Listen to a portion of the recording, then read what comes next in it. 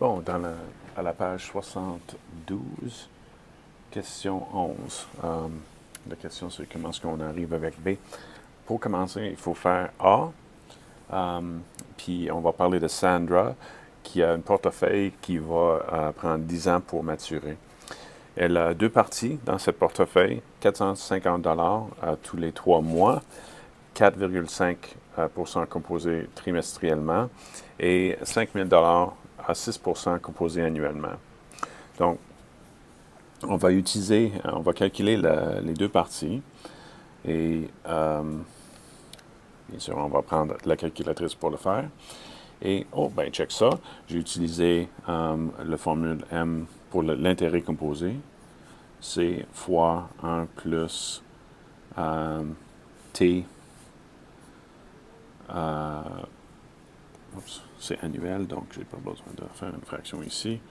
1 plus T au nombre de N d'années. Et ça me donne ici 5000 fois 1,06 à 6%, exposant 10 pour 10 ans, et ça nous donne un total de 8954. 54 et 24 cents. Alors, ça, c'est la première partie. Ben, deuxième partie. Maintenant, pour aller faire la deuxième partie du portefeuille, on va utiliser notre application Finance, TVM Solver.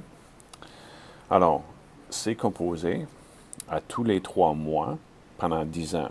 Alors, 4 fois par année. 1, 2, 3, 4. Fois 10, donc 40.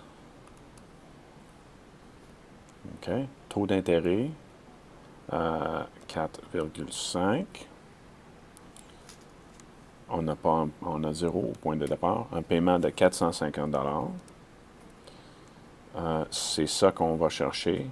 Et combien 4 fois par année est composé 4 fois par année. OK? Alors là, on cherche notre valeur finale. Alors, alpha solve. Et oui, effectivement, on a un négatif ici. Normalement, le paiement va être moins 450 pour nous donner une valeur finale de ça en positif. 22 575. Alors, N est égal à 40. I est égal à 4,5.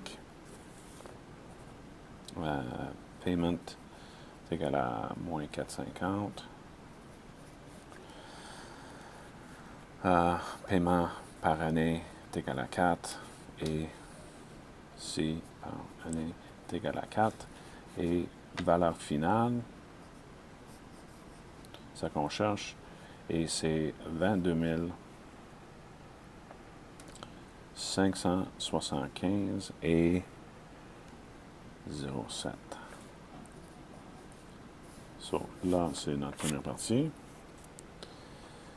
So, maintenant, on va revenir ici, ça, et puis on va ajouter les deux ensemble. 22 575, 0,7. Et ça nous donne un grand total à la fin de 31 529 et 31 cents. Okay. Bon, ça c'est la première partie. Alors, dans la question A, Sandra, quelle serait la valeur de son portefeuille? Bien, c'est ça la réponse, 31 000 et des poussières. Quel est le taux de rendement du portefeuille? OK, alors comment est-ce qu'on calcule le taux de rendement? C'est que on va prendre,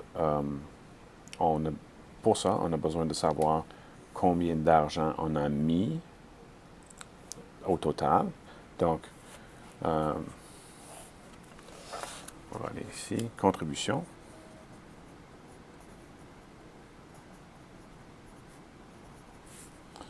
C'est égal à 5 000 plus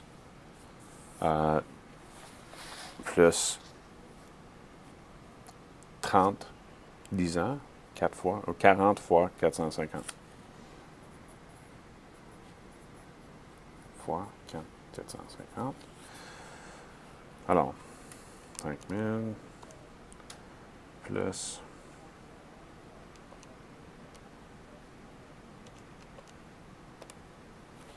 alors, un total de 23 000. Alors, taux de rendement, c'est notre intérêt sur les contributions. OK? Alors, pour calculer intérêt, on va prendre notre chiffre ici, notre valeur totale ici, moins ça. Alors, on peut faire ici moins 31, 529 et 31. Ça va nous donner une valeur négative, mais bon. Donc, notre intérêt, c'est de 8529 et 31. Ça, c'est notre intérêt. Donc, le taux de rendement, c'est 8000 sur 23 000. Alors, on prend ça fois moins 1. Ça nous donne l'affaire en positif. Maintenant, on va diviser par 23 000, qui nous donne à peu près 37 %.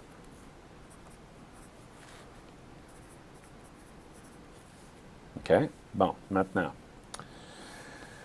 si la question B maintenant, elle a une valeur totale de 31 000, puis elle veut faire 4 ans d'université avec 10 000 $ par année, à peu près. Est-ce qu'elle va avoir assez? Bien, si elle prend tout de suite, c'est clairement que non. C'est clair que non, ça ne marche pas. Mais voici la question. Si elle retire 10 000 $ chaque année pour ses études, puis remplace ce qui reste chaque fois à un taux d'intérêt à 6,2 % composé annuellement. Alors, on a 6,2 % composé annuellement. OK? Alors, la question, c'est comment est-ce qu'on arrive? Comment est-ce qu'on figure la question? On commence avec une valeur de départ de 31 529 et 31. Alors, on fait moins 10 000 dans la première année, qui fait 21 529 et 31. OK? Et puis, ça, c'est notre C, notre C1. Et ça, on va le placer à 6,2 % annuellement. OK? Parce que c'est composé annuellement et c'est un an, il n'y a pas de composé à faire, mais bon, on peut le faire pareil. On peut utiliser la formule de composition qui va nous donner 21 529 fois 1,062 au 1. OK?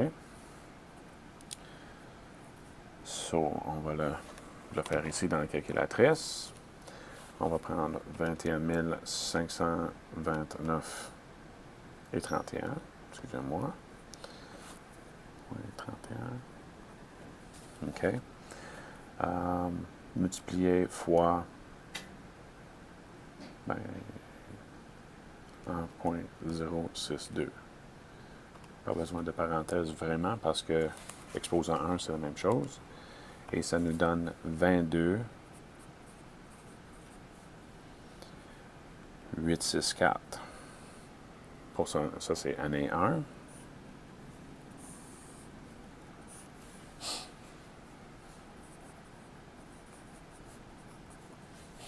OK.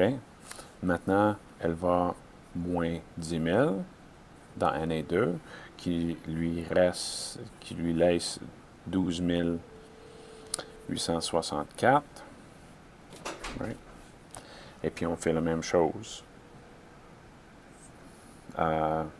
Et 31. Non. Et en fait, 13. OK. J'ai checké dans la calculatrice. Et 13. Alors là, on va multiplier par 1.062 pour année 2.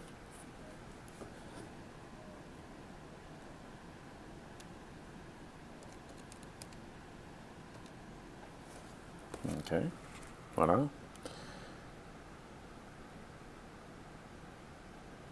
Oups. C'est pas ça. J'ai mal fait mon affaire. On va aller ici.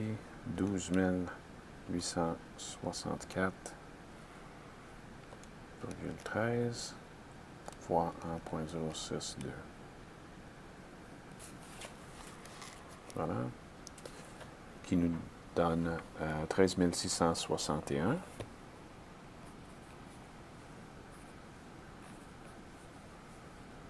Et 71. Oups, 71. OK, ça c'est à la fin de l'année 2.